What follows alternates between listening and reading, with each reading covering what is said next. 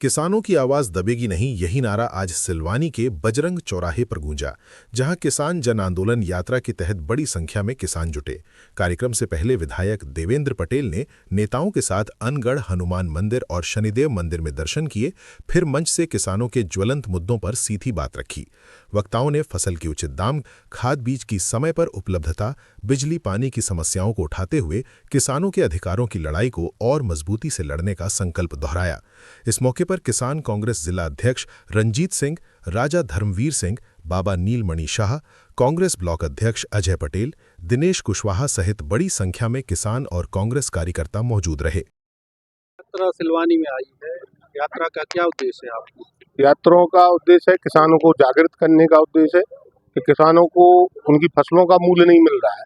जो किसान के पास फसलें हैं, गेहूं, चना, मसूर, धान, सोयाबीन, अलसी, बटली जो भी है, उसका सही मूल्य नहीं मिल रहा। और जो किसान सरकार से ले रहा है, खाद है, डीएपी है, यूरिया है, डीजल है, मीठा तेल है या गैस है, जो भी किसान को खरीदना है उसके भाव आसमान पर पहुंच रहे हैं। तो इन सब बातों के लिए किसानों को जागृत करने के लिए ये लोग हमारी यात्रा निकाली जा रही है। और उसमें हम पूरे जिले में अभी ये तृतीय चरण में हमारी सिलवानी विधानसभा में आई है, परसों उदयपुरा विधानसभा में ये लोग पहुंचे। कल एक किसान ने खुदकुशी की कोशिश की है यहाँ पे, उसको 3 दिन से खाद नहीं मिला था, उस पर क्या कहना चाहिए? वही तो बात है कि प्रशासन के लोग एक तरफ बात करते हैं तो बोले स्टॉक है। आज कलेक्टर से बात की तो उसका कहना था कि हम 71,000 कुंटल डीएपी यूरिया बांट चुके हैं और 81,000 हमारे पास स्टॉक है। तो एक तरफ प्रशासन ये कहता कि स्टॉक भी है, फिर नहीं बांट रहे। तो ये इन लोगों का जो तरीका है ये गलत है। लोगों को परेशान करने का इनका तरीका, हर चीज में एहसानदारी थोपना चाहते हैं। हम दे रहे हैं तो सरकार के बीजेपी वाले से बात हो, कोई आदमी पानी पीने जाए तो वो भी नहीं, हमसे बात करके जाओ। तो ये सारी बदमाशियों का काम इन लोगों का है। ये लोग तो मतलब ये मान लो कि बदमाशी में एक जैसे कोई इनके यहाँ कोई स्कूल ही चल रहा हो, आरएसएस स्कूल ही है, झूठ बोलने की शिक्षा दी जाती है।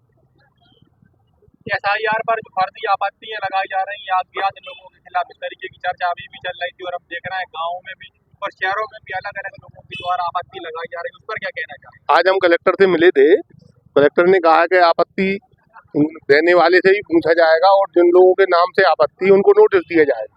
लेकिन हम लोगों ने कहा भाई जब फर्जी आपत्ति है, आपत्ति करते ही नहीं है सही, तो जब जिसकी आपत्ति दे दी तो वो नोटिस का क्या जवाब देता फिरेगा बिला वजह परेशान होने के लिए। तो ये तो बिला वजह परेशान करने का इनका काम है और इसलिए ये लोग कर रहे हैं कि हमारे मुस्लिम भाई परेशान हो, हमारे कांग्रेसी जो गाँव है वो परेशान हो और इनके नेताओं के पास पहुंचे कि भैया हमारा नाम जुला रहने दो, मत कटवाओ, नहीं हमको राशन नहीं मिलेगा या फला सुविधा नहीं मिलेगी।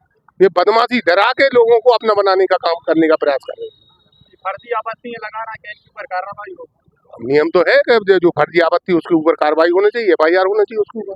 आप कांग्रेस की जन आंदोलन यात्रा चल रही है, इसके माध्यम से आप सरकार से ऐसी क्या मांगे पूरी कराना चाहते हैं जिससे किसान खुश हो? तो किसानों के लिए 4,000 रुपए कुंटल गेहूँ का भाव मिले, 6,000 रुपए कुंटल सोयाबीन का भाव मिले, 8,000 रुपए कुंटल चने का भाव मिले, 8,000 रुपए कुंटल मसूर का भाव मिले, जो हमारी मोटी धान है उसका रेट 4,000 रुपए प्रति कुंटल मिले और जो खाद के दाम है वो कम किए जाएं, जिससे सब्सिडी दी जाए हम लोगों को, किसान भाइयों को 500 रुपए में डीएपी मिले, 100 रुपए में यूरिया मिले। जब ये चीजें सब मिलेंगी तब किसान भाइयों को लाभ हो पाएगा। धन्यवाद आप भाइयों। आपके द्वारा 5 तारीख से ये यात्रा शुरू की गई, सहयोग कितना मिल रहा है, जन सहयोग और किसानों का सहयोग? ये किसान जन आंदोलन यात्रा में सबसे अच्छा समर्थन किसान और मजदूर साथियों का मिल रहा है। किसान मजदूर साथियों के बीच में संवाद उनके ग्राम में पहुंचकर किया जा रहा है, अच्छा समर्थन मिल रहा है और सबकी मंशा भी है कि फसलों के रेट बढ़ें और किसान खुशहाल हो। लेकिन वर्तमान सरकार के साथ में समस्याएं हैं, वो किसानों को मजबूर कर रही है, उनको लाइनों में लगा लगा के परेशान कर रही है। ये जो किसान का मुद्दा कल हुआ था यहाँ पे खाद वाला, उस पर क्या कहना चाहिए?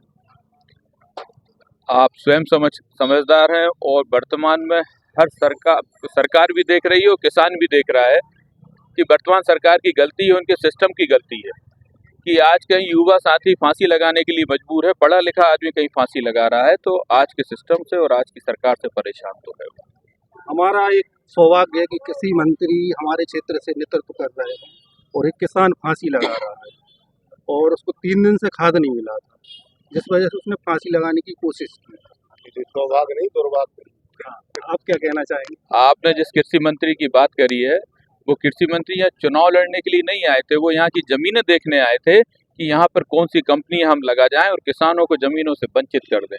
और जिनकी आप बात कर रहे हैं कि वो कृषि मंत्री के क्षेत्र में, उनकी संसद में कहीं कोई किसान फांसी लगा रहा है, तो ये बड़े दुर्भाग्य की बात है कि आज की परिस्थिति में ऐसा परिवेश है कि आदमी फांसी लगाने के लिए मजबूर होगा, क्योंकि वो क्रांतिकारी बन के आवाज उठाएगा तो उसको जेल में पटक दिया जाएगा। सिर्फ फांसी लगाना ही उसके पास बचा है, बाकी आवाज उठाने के लिए हम लोग सब प्रयास कर रहे हैं, उसके साथ में खड़े हैं, उसके साथ में हर परिस्थिति में हम लोग खड़े रहेंगे।